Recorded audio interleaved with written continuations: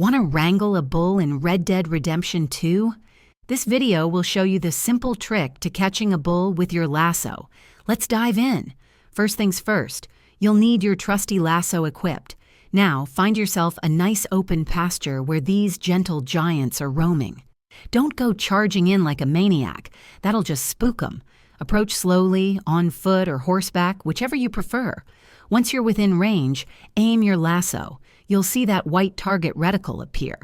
Now, here's the key. You're not aiming for their head. You want to aim for their body, right around the shoulders. Once you've got that lock on, throw.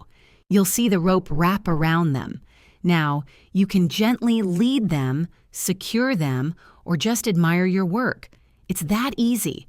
Go out there and practice, cowboys and cowgirls.